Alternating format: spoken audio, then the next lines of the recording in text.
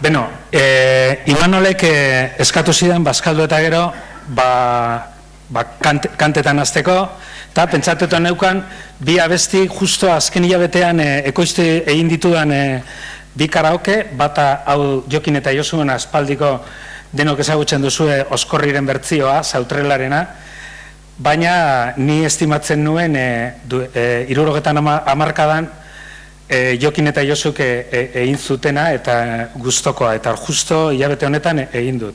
Eta gainera, honekin dator bat, berak eta leloli bailelo, leloa, zara leloa, ataratzeko plazara eta dantzara hori, eta goizan entzun dugun bezala, baita orain eremu berrian dagoen interneta, baita Etxepare balego mende honetan, eta seguro nago olerki horretan, interneten eremua olerki horretan agertuko zala. Bigarren kanta, ez dudala jarriko, baina baldin baduzue, baita azken astean egindakoa, ia ziltzen Manes Pagolaren telebista eta radio, jarraitu du. Bueno, telebista eta radio, eta berak, sasoi horretan interneta etzegoen,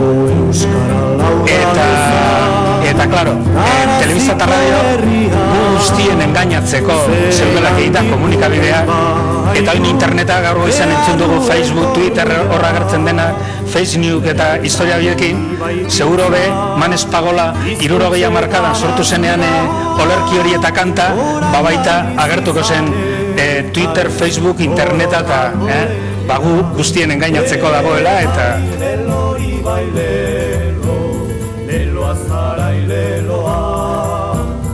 Euskara da kanpora eta guazen oro dantzara.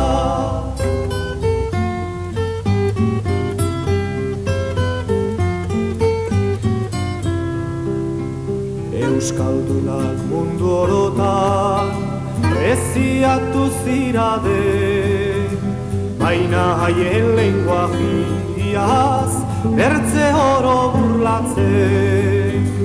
Zeren ezein eskripturan eri deiten ezpaitzen, orai dute ikasiren nola gauza hona zen.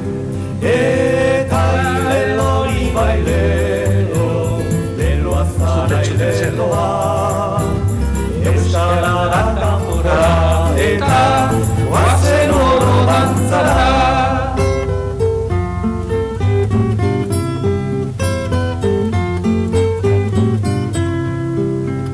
Euskaldunen gizon oro, altxa bezaburuia, ezi huien lenguajia, izanen da gloria. Printze eta jauna hundie, olokaren galdia, eskribatu salbalute, ikasteko desira. Eta ileloi bailelo, leloa zara ileloa, euskara da kanpora eta guazen oro dantzara.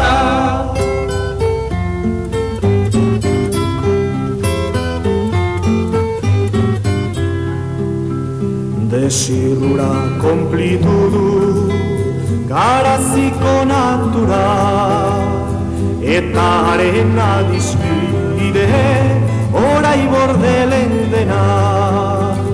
Lehen imprimatzailea euskararen ura da, basko oro obligatu jagoitiko zargana. Eta ileloi bailelo, leloa zara ileloa, euskara da kanpora eta guazen oro dantzara. Eta ileloi bailelo, leloa zara ileloa, euskara da kanpora eta guazen oro dantzara. Eta ileloi bailelo, leloa zara ileloa, euskara da kanpora.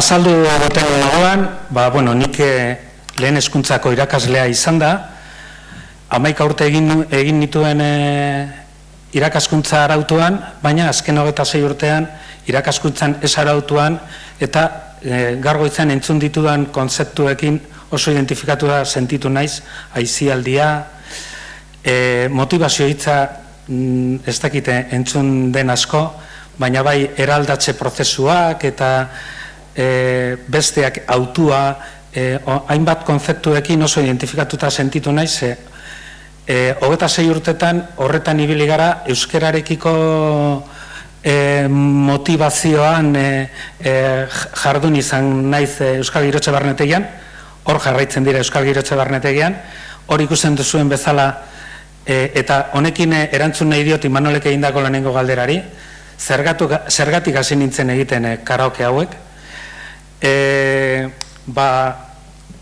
Euskal Girotxe Barnetegian motibatzeko umei, musika da oso trena importantea, eta ni 81an sartu nintzenean Euskal Girotzen Barnetegian, musika han lantzen zan. 81an sartu nintzenean, oraindik, naiz eta internetak bere lehenengo pasuzua eta eremu digitala hor ni sartu nintzenean ondino Barnetegian ordenagailuak ez zeuden, eta ailegatu ziren kurtso horretan ordenagailuak MS-2-ekin. Orduan, eta ziren, pizka bat idaz makina bezalak erabiltzen genituen. Baina, euskal kantuak erabiltzen genituen egunero, ez daki kostiente edo inkostienteki, ulertzen genuelako musika motivazio tresna handia dela ikasleentzako. Baitak instrumento bat jotzen zuena, lehen Imanoleke aipatu zuen bezala, gitarrak eta ni sasoi horretan enuen jotzen gitarra, baina gero hasi nintzen ikasten, barnetegian eraginez, eta orduan instrumentoak eraman ditugu ikasleekin erabiltzeko eta tresna bezala. Baina sasoi horretan gu viniloekin eta hori, fotokopiekin, abesti txostenak, era oso analogikoan lantzen genituen egunero musika. Eta gero, umeen imaginarioan musika haien sentimentuekin lotzeko, denbora guztian, egonaldian, edo txangoa egiten genuen autobusean, errepikatzen genituen 20-30 kanta, ni hasi nintzenen 15 egun ziren egonaldiak, eta 15 egunetan musika oso presentea zegoen, denbora guztia, kanta horiek sartzeko kalzadore bat moduan, ezta? Orduan, barnetegiak hurrengo ikasturtean beteko dute 40 urte, eta azaltzen nuen bezala, oso importante izan da, idaz makainatik salto egin zen ordenagailura, vinilotik hor sasoi digitala joan zen aldatzen vinilotik kasetera, kasetetik CD-era, eta CD-tik ja momentu batean ailegatu zen USB-era, eta izango zen 2003an, 2004an, txostenetatik pantailara pasatzeko, ni hasi nintzen nola, karo, ni umeekin disko bat ipini edo kanta bat ipini eta denok burua berantza eta irakurtzen eta hori oso pedagogikoa niretzat etzan. Orduan, hasi nintzen bilatzen sistemak nola letra ipintzeko eta era bazeuden internetean irakasleren batek hasitako gauza batzuk, baina, bueno, 2005an ingurun ja topatu nuen programa desberdinak eta horrekin hasi nintzen. Hemen pizka bat igual ja zertarako erabiltzen genuen, hor sentimentua positiboak eragiteko, musika, arte guztien artean musika dugu tresna indartsuenetarikoa sentimentuak adierazteko eta eragiteko, eta sortutakoak euskararekin lotu.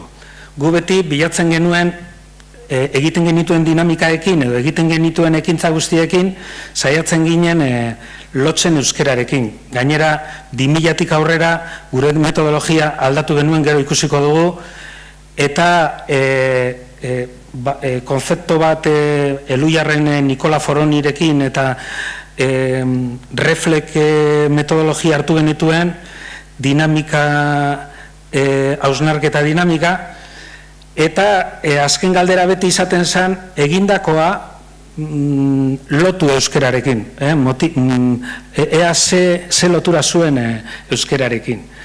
Eta musika, horre azken puntuan esaten genuen bezala, landutako abestiak esperientzia gozo eta eraginkorrekin erlazionatu nahi genuen. Guk barnetik iran etortzen ziren umeak, lehenengo saioa, lehenengo dinamika zen jorratzea, ze iritzia zuten taldea moduan eta individualki ikasle bakoitzak euskerarekiko ze ideia zuen. Eta askotan, eta libertadea eman, gainera hautatzeko hizkuntzak ez genuen hautatzen baldin bazuten, naiz eta gaitasuna izan, erderaz azaltzeko, baina azaltzeko ideia, eta nahi zuten era erosonean, eta askotan edo guk entzun nahi genuena, baina pentsaten ez zutena adierazten ziguten, edo baita agertzen ziren euskerarekiko libertadean ikusten zutenean librea zirela bere benetako iritzia emoteko, euskerarekiko iritzi negatiboak agertzen ziren. Orduan, guk musika epe luzean, barnetegiko esperientzia positiboa balitz, edo bazan, etorkizunean, kanta hori intensiboki landutakoa, handik 10 urtera edo entzungo entzutean erlazionatuko zuten esperientzia positibo batekin ez zuen gogoratuko euskera egin zuten ala ez, barnetegira joan ziren euskera egitera. Baina haiek erlazionatuko zuten euskerarekin eta esperientzia positibo batekin. Eta orduan hori zen gure helburua, ikuspuntua aldatu, euskerarekiko ikuspuntua aldatzea. Eta hemen ni uste dut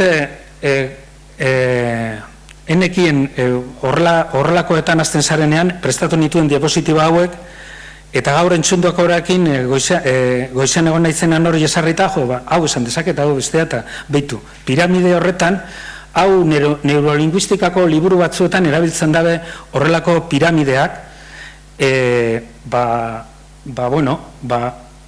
motivazioa batez be, zer motibatzen gaitu aldatzeko ala ez aldatzeko. Eraldatze prozesu batean, edozein gaiarekin, zer da motibatzen gaituena.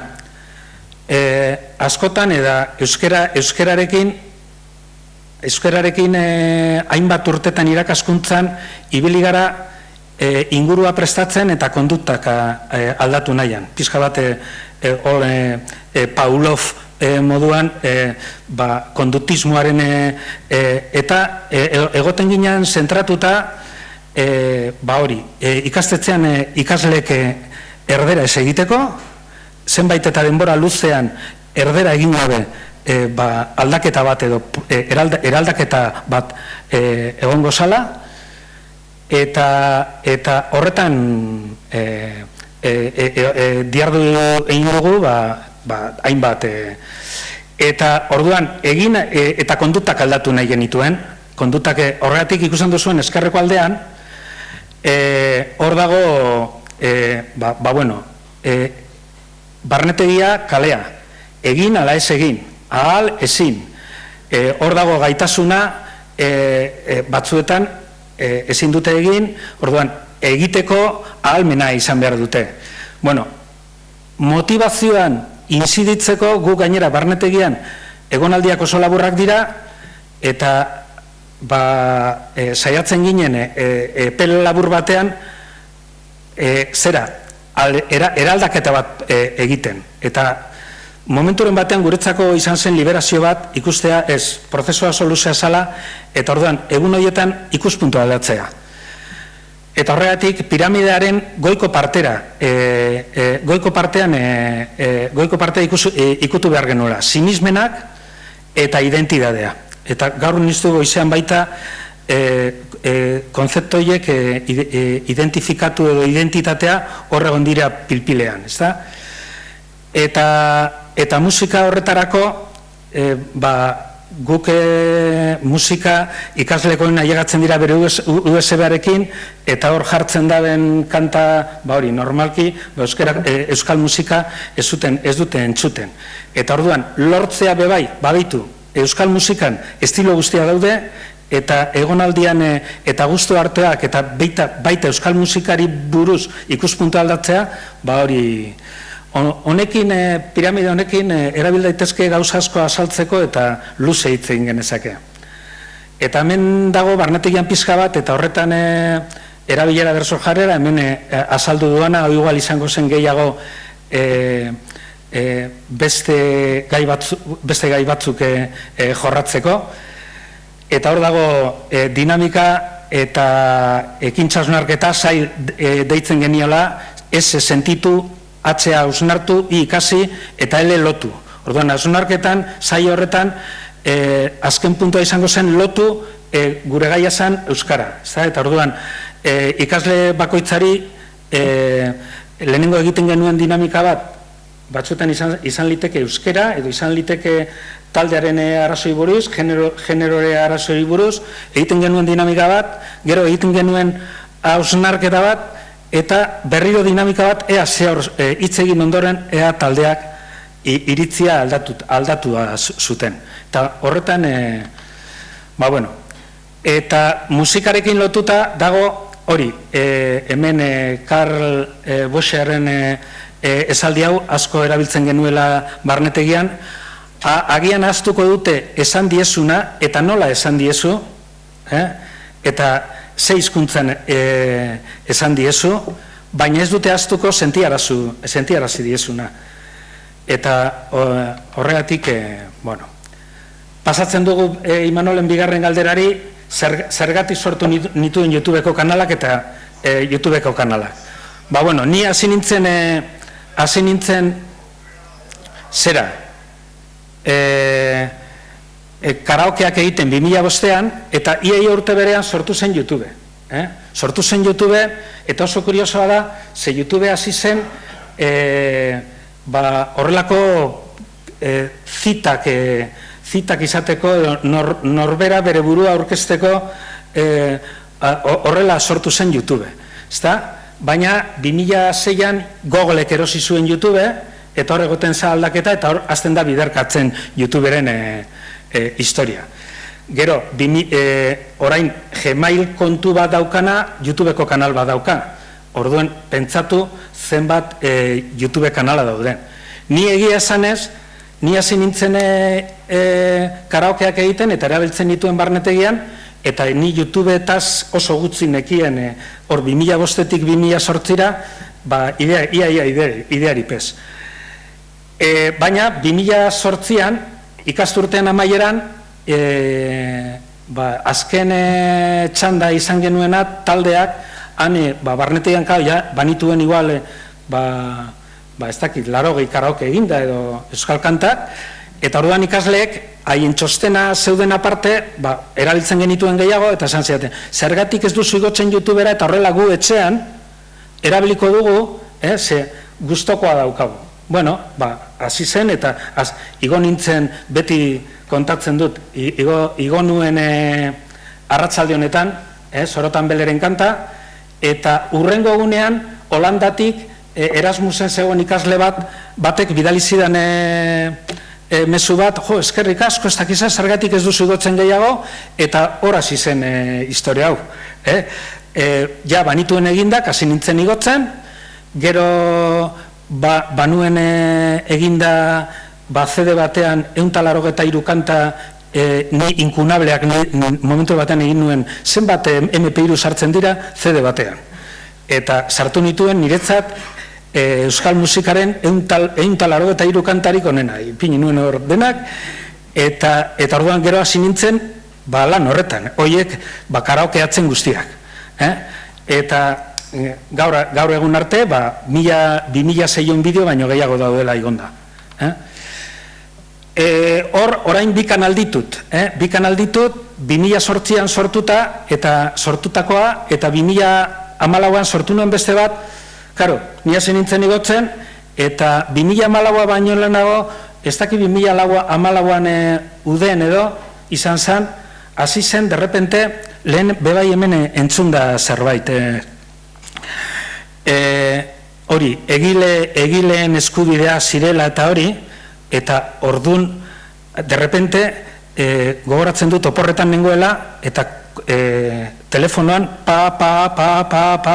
hor, hainbat abeslari, hainbat musikari, eman zioten, oin kudeatzen dut, Deortxar Music, Altafonte, horrelako enpresak kudeatzen dituztenak eskubide musikalak, hartu zuten pakete, eta derrepente, nire kanala hasi zen dena, eta korreo elektroniko, hori, hau, badaukat hirugarrenen eskubideak, zuk ez duzu ezer egin behar, baina ager daitezke iragarkiak, baina, orduan, baina, momenturen batean hartu nuen beldur, ea ezabatzen diate kanala, ea kentzen diate. Naiz eta esan, nik enuela ezer egin behar, orduan, kanal batean daukat, iaia kopri daukatenak, eta bestean,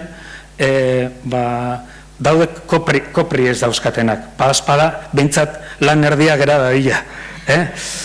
Baina ez dakit nola doan, ze hau, eta inoiz azaldu dut, beldurra dudala momenturen batean, hau desagertzea, eta bai luzatu dut, inork dakien, uste dute lehen mai inguruan horri buruz zerbait hitz egin dela, eta material guzti hori non jarri edo ze azkenean daukan erabilera ikastetxeetan, eta gero bukaeran denbora ematen baldin badi, hori.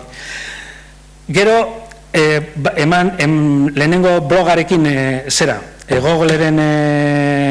Googlen sartu nuen blog bat, baina gero eman nuen ni erosi nuen dominioa, lehenengo .eu, eta .eu sortu zenean, zabaldu nuen txantxangorria.eus, eta naiz eta WordPressen eta hori ez naiz oso aditua, badekot hori eginda, oin oso zahartuta geratu zait, eta baina denbora ez dit emoten gaurkotzeko.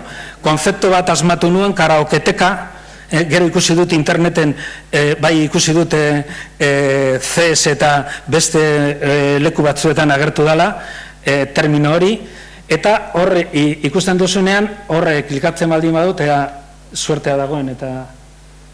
Bueno, karaoketekan, horre ni badokate estel bat, eta estel horretan ordenatzen ditute autores eta abestiaz, eta edonor ikastetxean, edo txokoan, gero ikusiko dugu normalki familiak batez be erabila handiena izaten da Gabonetan. Gabon gaua da, gero ikusiko dugu estadistikan, eta orduan, Gabon gauean, orduan familietan eta hori, asko entzuten da, oin baita telebista hoiekin, baita, horre nik kanalean sartu, hemen ja blokeatu zait.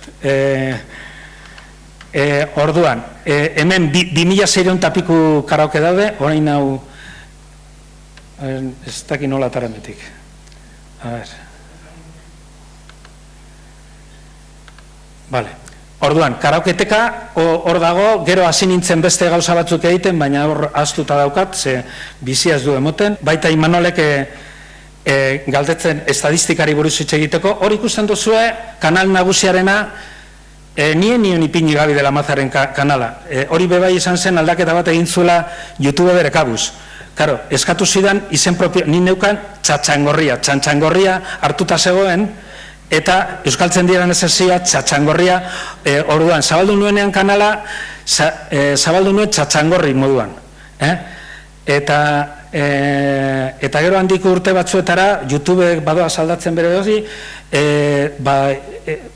ipini behar nuen zein zen niri zena, ipini nuen, eta orduan nahiak automatikoki ipini zuten Gabi de la Maza.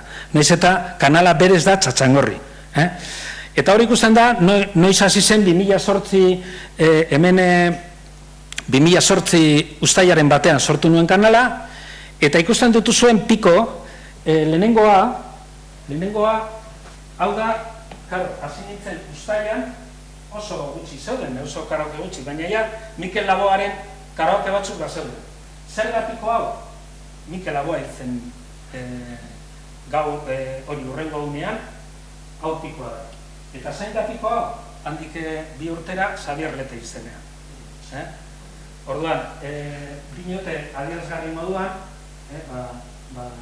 ez hau da hori, horrela. Eta zer piko dira hauek? Gabon gaua. Gabon gaua. Eta zer pikoa dira hauek? Uda. Ikastetxeak itxita daude eta hori udak dira.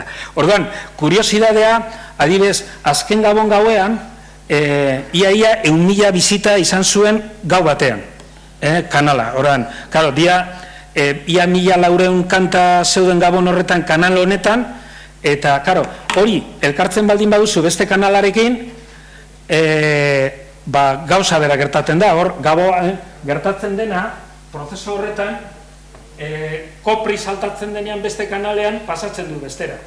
Hemen egon zen beste, hemen Euskal Karaokeak beste kanalan momenturen batean, baita beste abeslari batzuk edo sartuko zuten hori, eta orduan pasatu nituen beste kanalara, hemetik ezabatu, eta horretik jaitsi izan.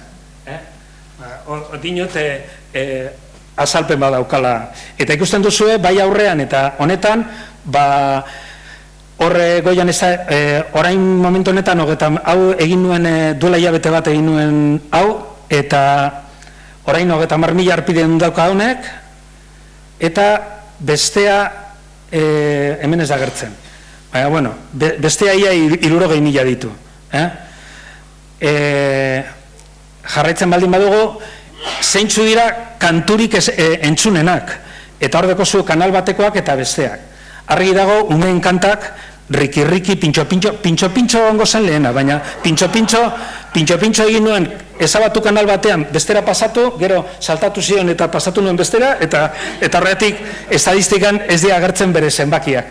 Baina hor dekozu adibidez, Euskal Karaoken, riki-riki, pingui, pintxo-pintxo, zubiri-zubiri, kaskasatean, dena dira, Gabon kanta eta umeen kantak.